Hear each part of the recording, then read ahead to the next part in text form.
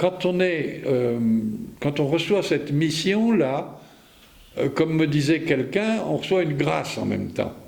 Hein.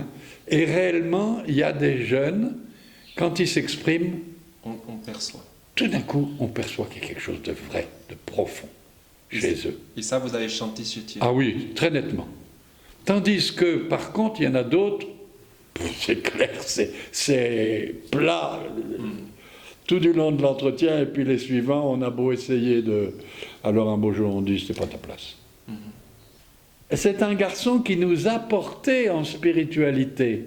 J'en ai connu quelques-uns comme ça, pas tellement. Mais quand on causait avec Jean-Thierry, c'était une nourriture pour moi aussi, quoi. Hein. Je ne sais pas si pour lui, ce que je lui disais était une nourriture, mais pour moi, ce qu'il me disait m'émerveillait et me confortait dans ma vocation, dans ma vie spirituelle. Après, je reprenais ça dans la prière, tout ça, tu vois. Il était habitué au Nord, il y avait des copains dans le Nord. Il était à l'aise, hein? Il était très à l'aise dans le Nord. J'ai été très frappé lors de ma visite à la famille par l'ambiance chrétienne dans laquelle il a grandi. Sa maman y est pour une grande part. Oui. Ouais.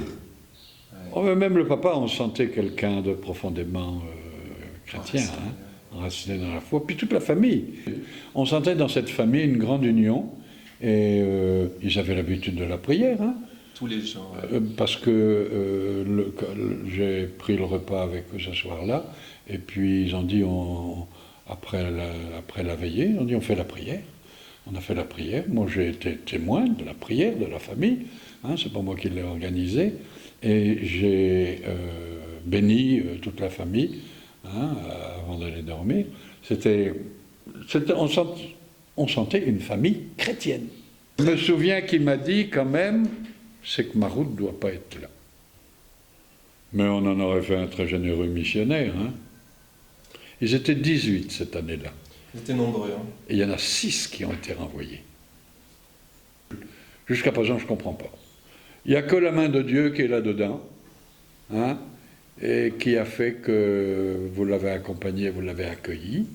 Je l'ai senti heureux. Hein. La première fois que j'ai été le visiter, j'étais inquiet.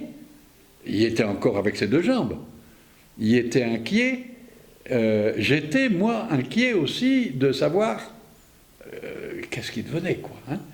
Et il a senti mon inquiétude. Et il m'a dit, mon père, ne vous inquiétez pas. Je suis très heureux ici. Je suis exactement à ma place. Il n'y a aucun problème.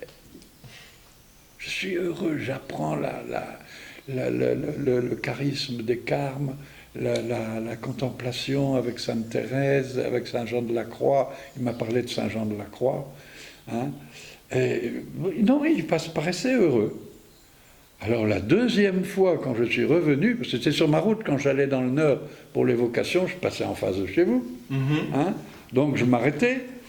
Et puis je le vois sur la terrasse, là-bas en haut. Alors je dis, Jean-Thierry, je viens te voir.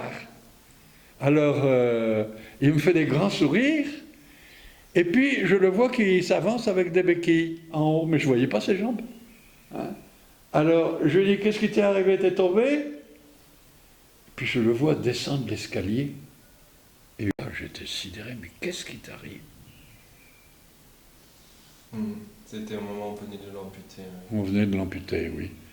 Alors, quand je suis redescendu une autre fois, on est revenu, on a organisé une rencontre avec ces conovistes d'ici, et ils en parlent toujours, hein, combien il...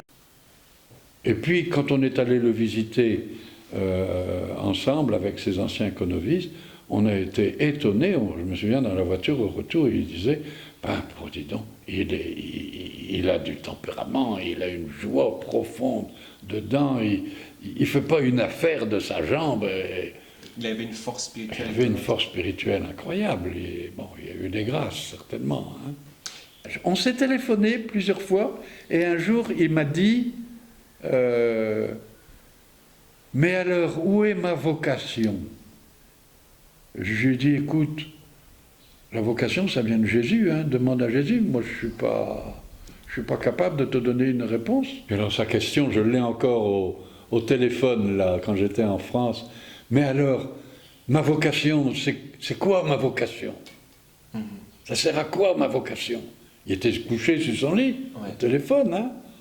Je lui ai dit, écoute ça, mon petit ami, demande à Jésus, c'est lui qui peut te répondre. Hein. Moi, c'est pas moi qui t'ai appelé. Ça a été la question qu'il a travaillé jusqu'à sa mort. Hein. Ah oui.